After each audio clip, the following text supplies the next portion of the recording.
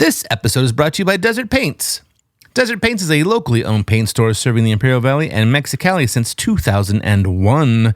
Find them at 623 Main Street in El Centro, or give them a call at 760-482-0214. Also, a hardware store there. Their new location, it's been there for a couple years now, 623 Main Street.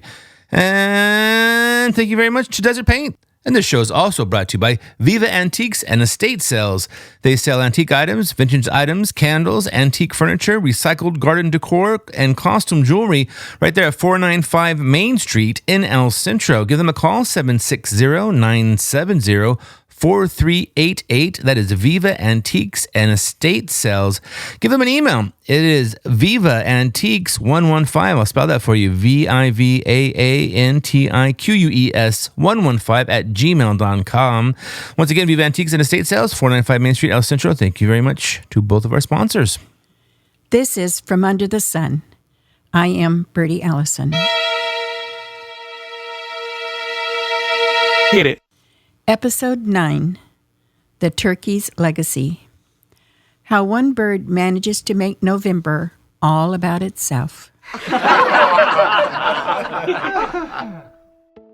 Uno. Every November, like clockwork, we find ourselves in the same position.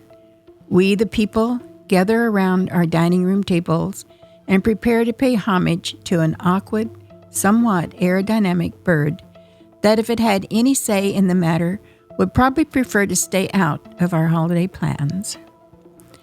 And yet, here we are again, focusing our collective attention on the turkey, a bird that has somehow convinced us it is not just worthy of the dinner table, but the very symbol of gratitude and abundance. Dos. How, you might wonder, did the turkey manage to achieve this?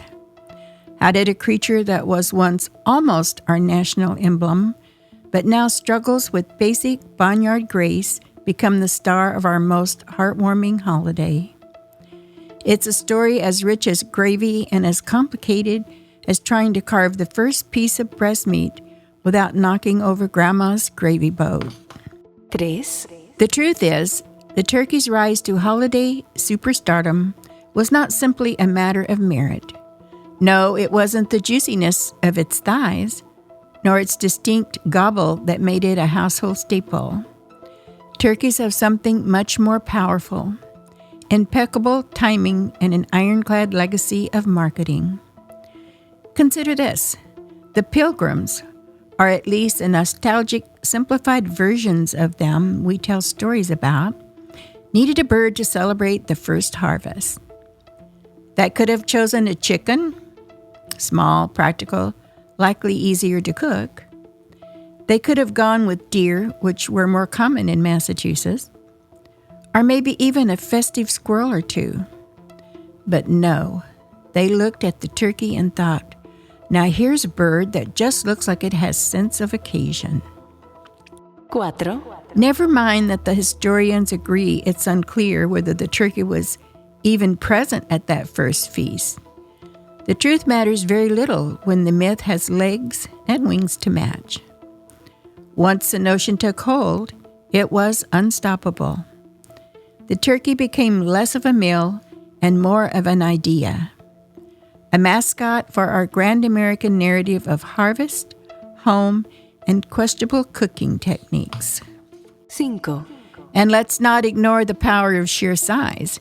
Chickens, poor things, can only serve so many people. Ham has its moment at Easter, and venison is far too gamey to appeal to Aunt Margaret's gentle palate. The turkey, though, it's big, it's commanding. A bird that suggests abundance without actually being any good at defending itself from the likes of us. In other words, a perfect match for a holiday that requires feeding a room full of relatives you see exactly once a year. Its size assures you that yes, everyone gets a slice, even if a debate ensues over dark meat versus white. Seis. But we also have to applaud the turkey's own savvy adaptability, an admirable quality in any holiday hero. Let's talk about the presidential turkey pardon. a grandiose piece of poultry theater that the bird has somehow inserted itself into. It's the only time of the year when a turkey gets to stand at the White House, receive the nation's mercy, and then retire to live out its days at Turkey Hill, which, depending on the year, might actually just be a slightly above average farm. It's public relations gold.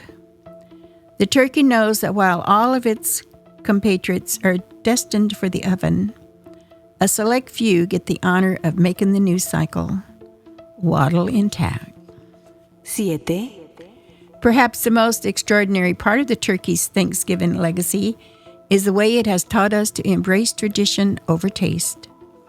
Let's be honest, a roast turkey, even when prepared by the most dedicated of cooks, is something of a gamble. We pin our hopes on brining methods, herb rubs, and high-tech roasting contraptions to achieve something edible, all the while knowing full well that our best-case scenario is not too dry. And yet there is a genuine reverence when the bird is placed on the table, glistening in a triumph that is equal parts roasting and sheer determination. 8, In truth, what the turkey has achieved is nothing short of remarkable.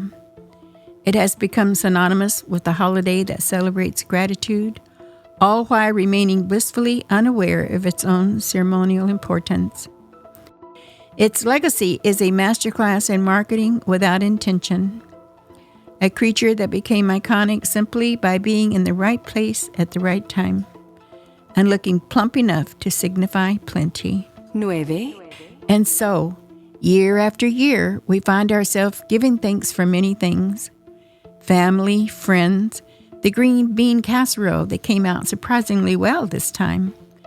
And at the center of it all, a big, awkward bird that never asked for any of this.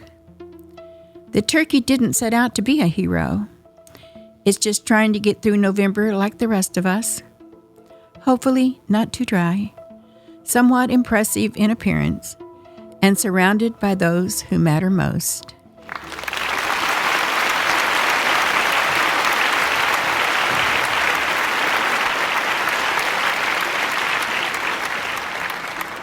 Once again, this show has been brought to you by Desert Paints, 760-482-0214 at 623 West Main Street in El Centro for all your paint needs, and by Viva Antiques and Estate Sales, 495 Main Street in El Centro. Give them a call, 760-970-4388. Once again, Desert Paints and Viva Antiques and Estate Sales, thank you very much for your sponsorship. Check out our Facebook page, From Under the Sun. Subscribe to our YouTube channel. Listen to us on Spotify or wherever you get your podcast.